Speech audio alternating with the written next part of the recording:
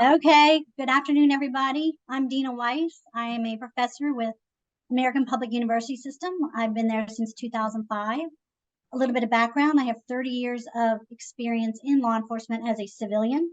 I worked for the Florida Department of Law Enforcement as a forensic biologist and the Lakeland Police Department as a crime scene investigator and a latent print expert.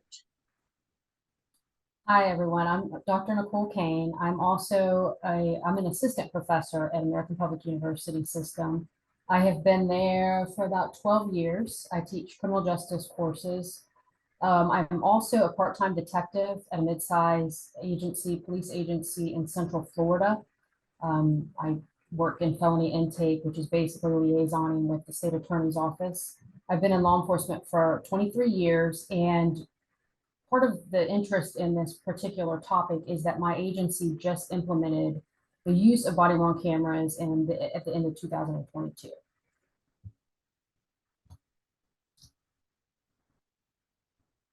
Okay, I still can't see the PowerPoint. Oh, you can't see it? No. There we go. Okay, so basically today we're going to give you a little bit of background on body-worn cameras in policing. We're going to provide you some study data and the pros and cons of their use. So the thorn in the side of police departments is citizen complaints. Why do citizens make complaints about police encounters? Well, in reviewing why, this is what we found. Many of them are unhappy with the encounter. They feel the officer conduct was inappropriate. Victims who complain say that the police officers are not exhibiting empathy. And other reasons they say are the encounter was not clarified, or that the outcome was not expected, like they were arrested or there was an unreasonable search. So there was a variety of reasons in the survey. One thing we need to realize is complaining is easier these days. No longer do they have to go to the police department and fill out paperwork. Complaints can be filled out online. They can be posted on social media, and this reaches a wider audience. Another thing too, we're hearing more excessive force complaints, and people if they don't have to actually go home and then find out where the police department is and show up and file a complaint, they can just immediately get online. They don't have time to cool down and evaluate the situation. So, probably increases the complaints that way. In addressing the complaints, it's also much more public in today's world rather than the issue of it being addressed with internal affairs within the police department. Often the media knows of the incident and demands answers before internal affairs even gets the case. Next. Research focused on citizen complaints argues that while complaints are not an exact estimate of misconduct, reductions in complaints can be considered an indication of reduced levels of misconduct. So how do we reduce these complaints? One way is body-worn cameras. The idea behind these cameras is that they will increase transparency, reduce liability, and deter certain behaviors that are either a breach of protocol or just plain inappropriate. So in a 2015 national study, the participants were asked what their opinions were of body-worn cameras, and the results on the slide show 85% thought it would approve. 85% of them approved of police wearing these cameras.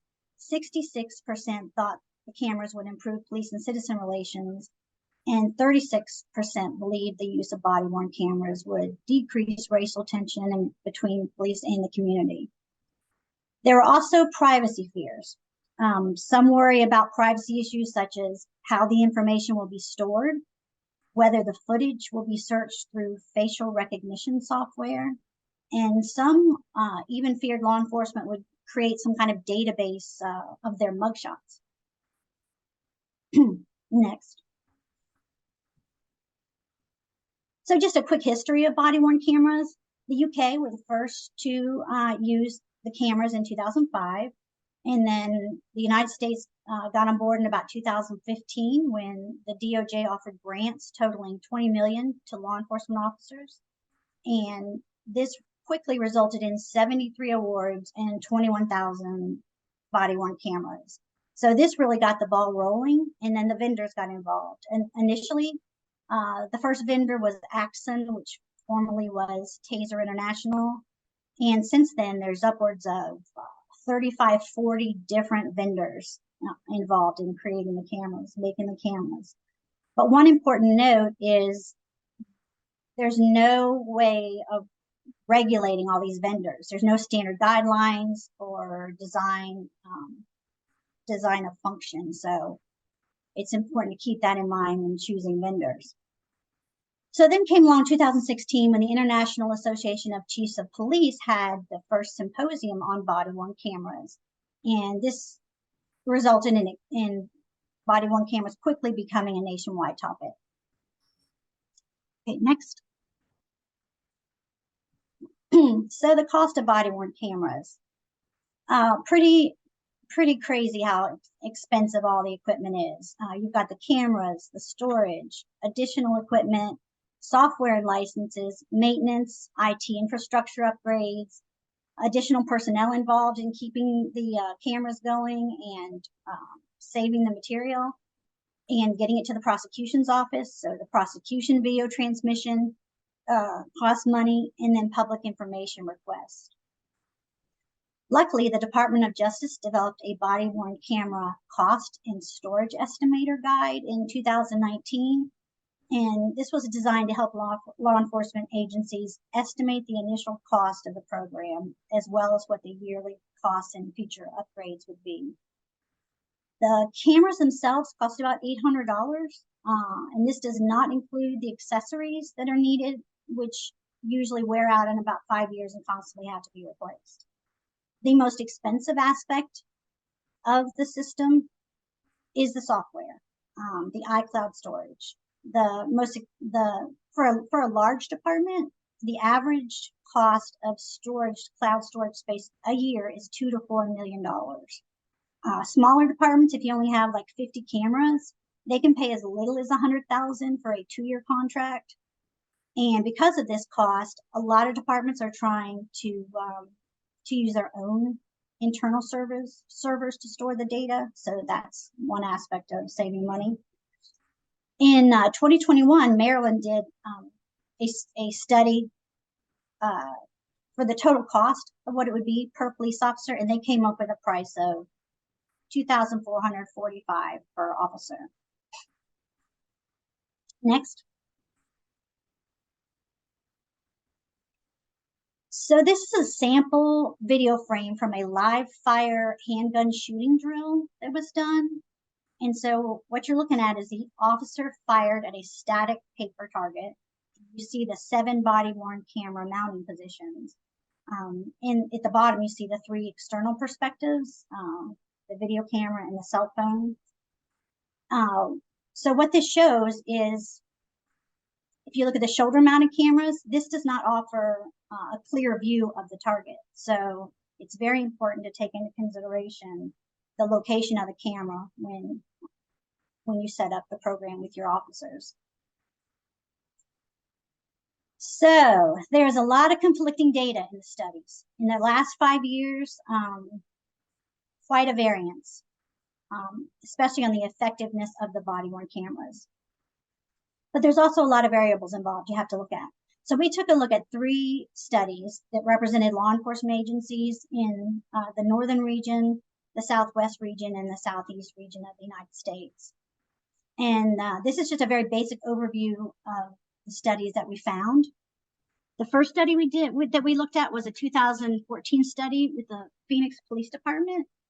And the study included officers, 56 of them that wore the body-worn cameras. And the average length of the video was 9 to 10 minutes.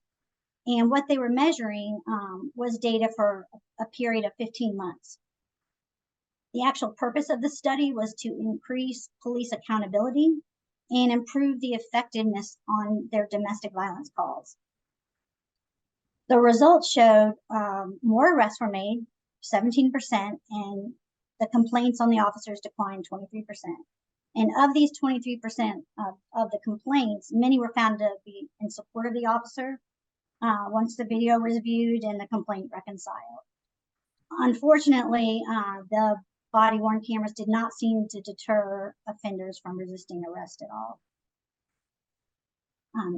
Next. So then we looked at a 2015 study of the Orlando Police Department, and they had 46 officers wearing body-worn cameras. And the data was measured for 24 months. And the purpose of their study was to measure the effect of body-worn cameras on officers' response to resistance calls, which is what they terminology they use for physical or deadly force by an officer. And they also wanted to see if the cameras would reduce citizen complaints. And as you can see, the results are quite different. Our incidents were reduced by 53.4%, and external complaints reduced by 65.4%. This is quite different than Phoenix. So in the last study, this is a little bit more recent. Next. 2021 study of Milwaukee, much bigger police department. They had 109 officers wearing body-worn cameras, and they measured data for 30 months. Now, the purpose of this study was a little different. The study focused on whether body-worn cameras reduced use of force, not initially, but over time. The study also evaluated whether there was a reduction in citizen complaints with the use of the cameras. So what they found was, overall, there was a decrease in citizen complaints initially and over time. But there was only a slight improvement of the use of force in the beginning, and this declined through time and basically became null and void. 15% improvement of use in force in the beginning, and it decreased by 2% each subsequent month. So why are these results so different between all three of these studies? Nicole? So as Dina alluded to, I'm sorry, Dr. Weiss alluded to, there's mixed results. And I found a study that looked at this to try to explain why this is happening. And they came up with 3 reasons. First is the local context. Why did the particular agency institute body-worn cameras? Was it a result of controversy, of demands from public, the public to implement the program? Was there a scandal? Something like that, where maybe there was a rush to implement the program versus a desire, a conscious decision by an agency to become more professional. That the police agency just wanted to implement the use of body-worn cameras because they thought it would be in the best interest of the department in regards to making them more professional. And one of the examples they gave as an example of doing it as a result of controversy was the Rialto Police Department. There was a series of scandals. The city council wanted to disband the department. They hired a new chief, and the new chief immediately set out to implement a body-worn camera program. And of course, immediately there was a drop in the use of force because, again, the context. They were in a bad situation initially. The body-worn cameras came into use. They changed a lot of policies and things like that. So they did show a significant drop. An example of one that didn't do it as a result of some sort of controversy was the Los Angeles Police Department. They had been under a dissent decree from the Department of Justice for 10 years, where basically the Department of Justice is looking at their statistics, looking at their policies, looking at their procedures, and telling them that you need to change these, A, B, and C. So they were sitting higher. They didn't have a whole lot of controversy. So when they implemented the program, the body-worn camera program, you wouldn't see maybe the drops in the complaints or the drops of the use of force. So that's one thing. The implementation, again, was it a deliberative process? Was there input from officers, from maybe the union, from other stakeholders, maybe community members, things like that? It's important to get buy-in from the officers because down the road, if they're not using them when they're supposed to, if they're not following policy, they would be held accountable. But if there's more buy-in, if there's input from officers, there's just a better chance that the program is going to be more successful. And the versus doing it hastily as a reaction to something. It's, those results are going to be different from a deliberative process with input from everybody versus a hastily implemented process. And then lastly is the methodology. The different studies use different methodology. Who at a particular agency where a study was being done, was everybody given cameras? Who was given cameras? Who wasn't given cameras? Body-worn cameras? And if two officers arrive on a scene and one has a camera and one doesn't, the one that doesn't have a camera knows that the one that does has a camera. So, what is their actions going to be? It's probably going to be like they were wearing the camera. So, you got to take that information or those results cautiously. It could be contaminated results.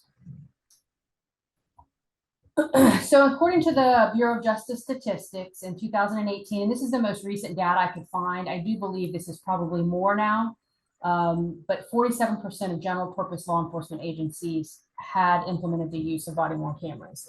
And that's 80% of the larger agencies. Larger agencies are considered 1,000 or more police officers. So I'm sure that number's higher now. There just hasn't been, the Bureau of Justice Statistics hasn't compiled that data more recently. And Police Executive Research Forum conducted a study in 2018.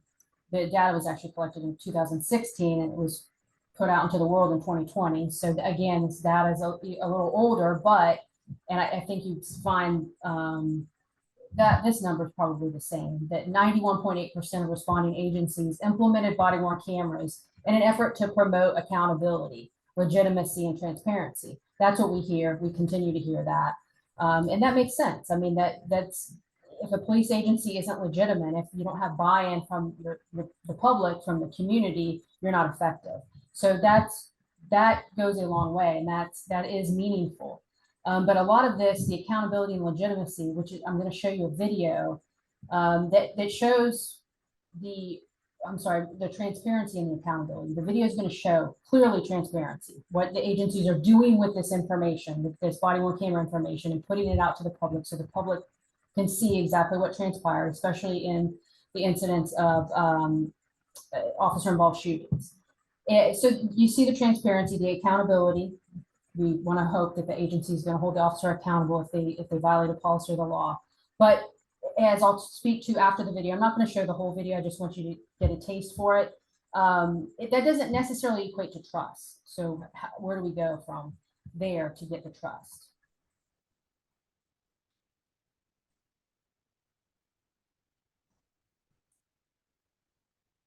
There's no audio initially.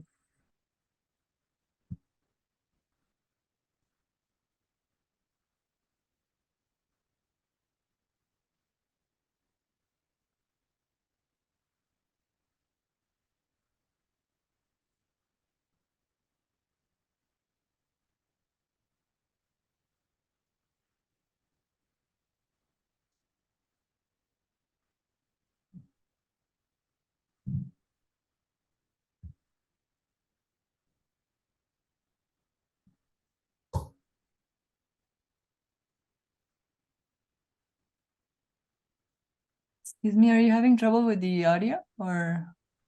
No, there's no audio initially.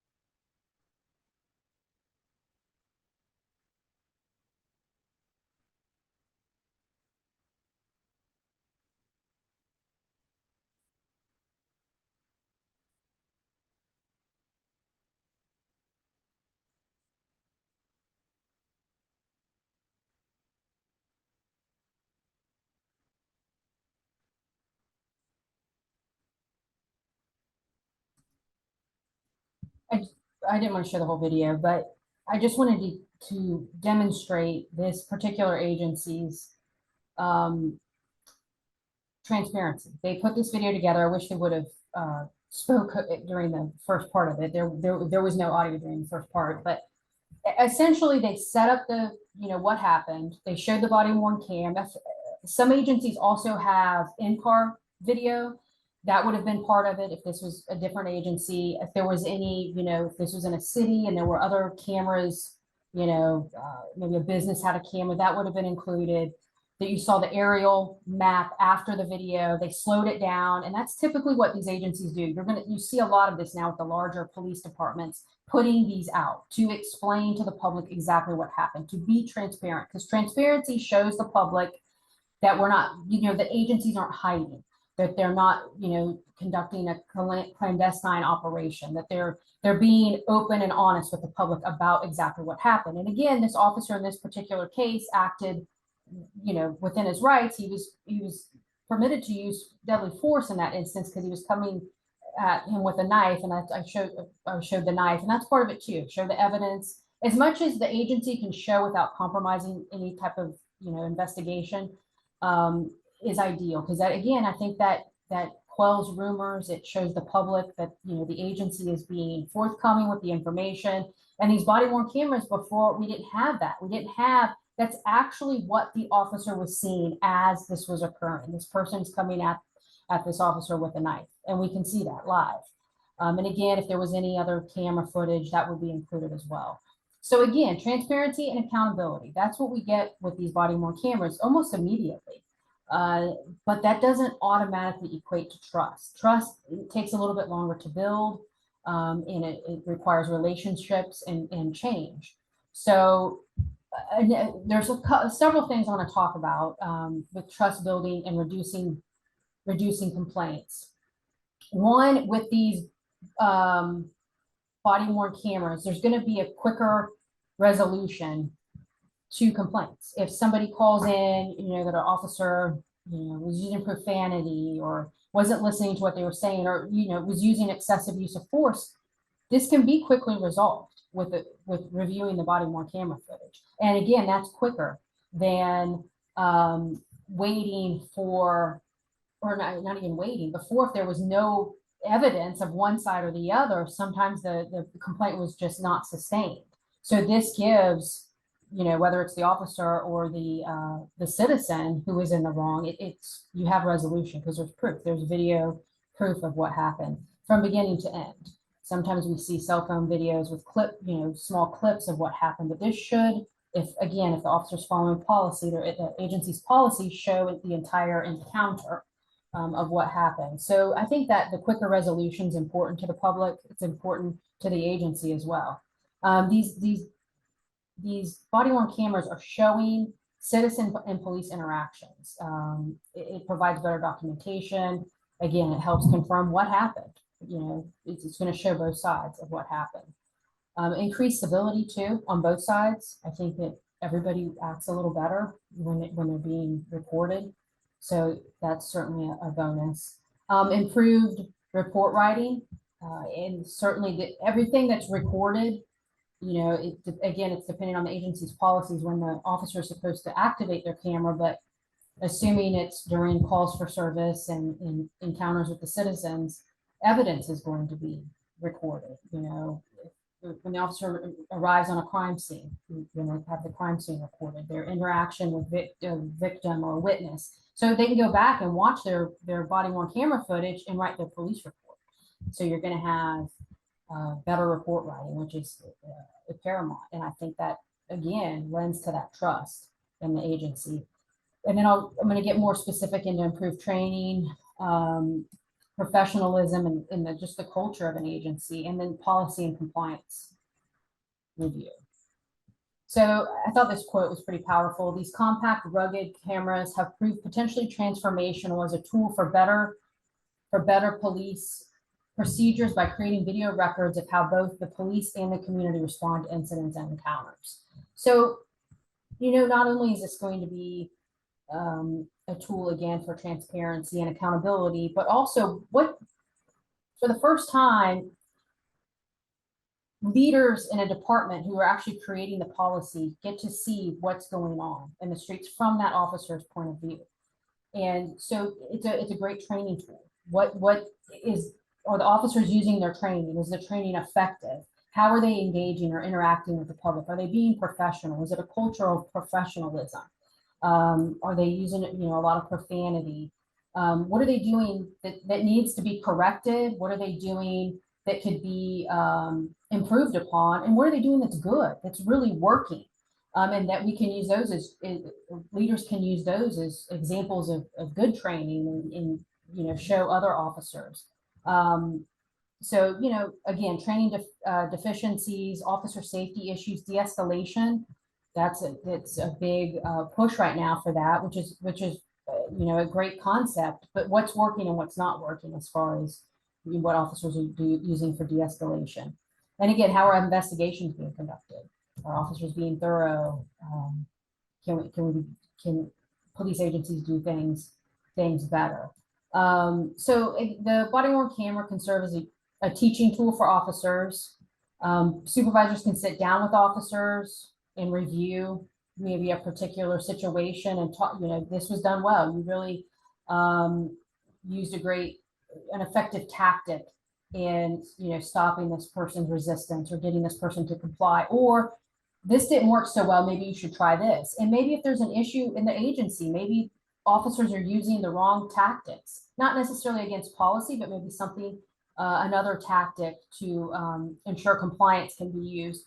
So take that information and train your agency in a better way of using force to, again, ensure compliance. So it's a great teaching tool. It's a way we can that leaders can change officers' behavior.